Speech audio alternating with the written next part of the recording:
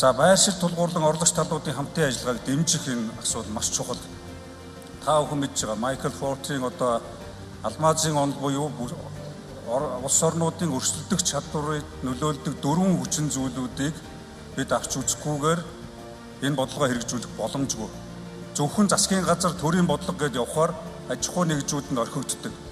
Хөрөнгө оруулалтаа хийж чаддаггүй. Бодлогын дэмжлэг нь орхигддог.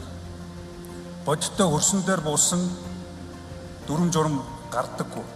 Зөвхөн хувийн хвшлийг явна гэх юм бол бас одоо төрийн бодлого дэмжлэггүйгээр явах боломжгүй.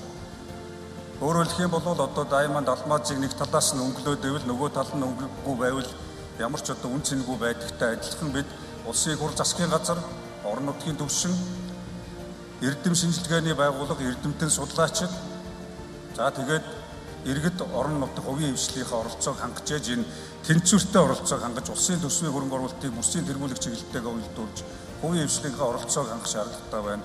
Инновац технологи оюуны өмчийн асуудлаа эрдэм шинжилгээнийхээ одоо бас бүтээл эдийн засгийн эргэлтэнд одоо орох боломжийг бүрдүүлж цаашаа орон нутгийн үндэсний онцлогтой бараа бүтээгдэхүүнүүд бий болно.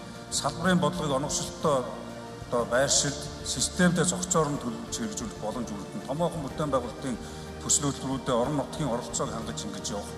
Энэ тогтолцоогоо бид нэр бүх шатандаа бий болгохын тулд үндэсний одоо бүссэн хөгжлийн үндэсний хорооны бүтцэд бүссэн хөгжлийн үндэсний хүрээлэн байгуулагдаж засгийн газар улсын хурлын бодлого орон нутгийн төвшин за тэгээд одоо төр хувийн хвшлийн хамтын ажиллагааг бүх шатанд олон улсын хамтын ажиллагаатай уялдуулж явах энэ цогц төлөвлөрийг явуулж байна.